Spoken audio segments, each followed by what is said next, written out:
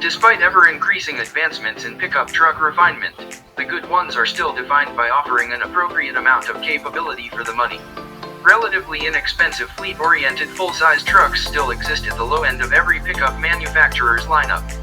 However, the once simple compact pickups that could fit most suburban garages and wallets have ballooned in size and equipment, pushing their prices toward $40,000. Buyers seeking an affordable small truck for Home Depot runs or towing a couple of jet skis had limited options until Ford introduced the Escape-based Maverick. Think of the Maverick as a compact SUV with a 4.5-foot cargo box. Slotting below Ford's midsize Ranger, it starts at just $21,490 for the base XL model. It comes only as a crew cab and eschews the body-on-frame construction of most pickups for a unibody architecture, specifically a beefier version of Ford's C2 platform, which underpinned the no longer available Focus, among others. The larger Honda Ridgeline employs a similar layout, earning it some scorn from traditionalists, but a unibody setup keeps curb weight in check and can provide better driving characteristics. It's no coincidence that the Hyundai Santa Cruz, the Maverick's equally fresh competitor, has a similar makeup.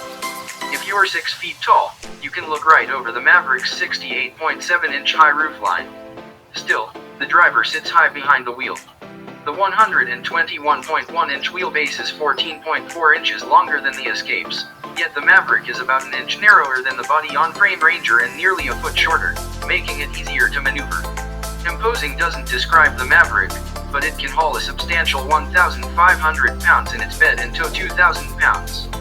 The towing limit increases to 4,000 pounds for all-wheel drive versions fitted with the 4K towing package. Our tester didn't have it. Unlike the Santa Cruz and Ridgeline, the Maverick's cargo box lacks an underfloor storage bin, but it features notches to partition the bed space plus provisions to create a second-tier load floor above the wheel wells for hauling 4x8-foot sheets of plywood with the tailgate dropped. Our mid-range XLT test truck weighed just 3,800 pounds, a featherweight by pickup standards. Front-wheel drive is standard, and base versions are motivated by a hybrid powertrain featuring a 2.5-liter inline 4 and 2 electric motors, an arrangement good for 191 horsepower and an impressive 37 mpg EPA combined estimate. All-wheel drive costs $2,220 extra and is available only with the 250 HP 2.0-liter turbo for a $1,085 upcharge, which pairs with a conventional 8-speed automatic.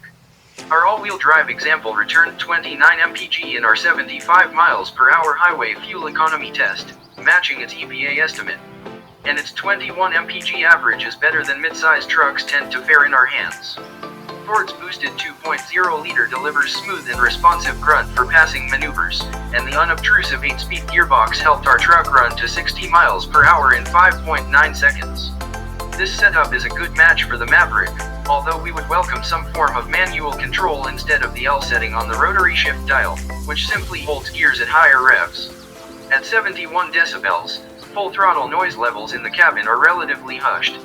However, that's only 1 decibel louder than we recorded when cruising at 70 miles per hour, with prominent wind rush around the mirrors and A-pillars. Sound insulation is modest, flip down the rear seat backs and there's just a bare metal bulkhead. While front drive versions use a torsion beam rear suspension, all-wheel drive models get an independent trailing arm setup that delivers a taut yet comfortable and composed ride. The unsettledness over rough roads that's common in conventional pickups with live rear axles and leaf springs is not an issue here. There's noticeable body roll in corners, and the thwacks from pavement seams can reverberate inside. But the Maverick feels solid, and its brakes have a reassuring bite. Crank the steering wheel off-center and this truck obediently changes direction, albeit with little feel from its help. Our test truck posted 0.82 g of skid pad grip and stopped from 70 miles per hour in 172 feet. Decent results considering the 17-inch Falcon Wild PK/T at 3W all-terrain tires, part of the $800 FX4 off-road package. This Maverick's test track performance would have been tops in our last comparison test of mid-size trucks. Its numbers are virtually identical to those of the only Santa Cruz we've tested, an all-wheel drive model with a 281 HP 2.5-liter turbo 4. Although that Hyundai costs several grand more across its range, it also boasts greater payload and towing maximums 1,748 and 5,000 pounds, respectively. The interior is straightforward and spacious up front, though light on fripperies. In a push-button start world, twisting a physical ignition key, on all but the top trim, is a throwback. The Maverick's 8.0-inch touchscreen is smaller and has lower resolution than Ford's more advanced units, but it does have Android Auto and Apple CarPlay connectivity. Our truck didn't leave us wanting for much, though, even at its reasonable $30,235 as tested price. Storage solutions are plentiful, and the Co-Pilot 360 package brings a host of driver aids. Except for the basic-looking steering wheel, the Maverick's hard interior plastics have tasteful contrasting colors and textures. We dig the XLT snazzy tweedy upholstery and supportive front seats. Adults will find the reasonably sized back seat snug yet accommodating enough and downright palatial if they've ever done time in the transverse jump seats of an old extended cab compact truck. You'll need to spend about $35,000 on the top lariat trim to unlock all the niceties, such as full leather seating and adaptive cruise control.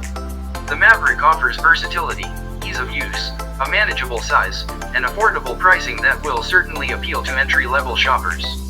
For many folks with modest funds and small jobs to do, it's all the truck they'll need. And for those of us who fondly remember the mini truck craze of the 1980s and 90s, the Maverick feels like the beginning of something big.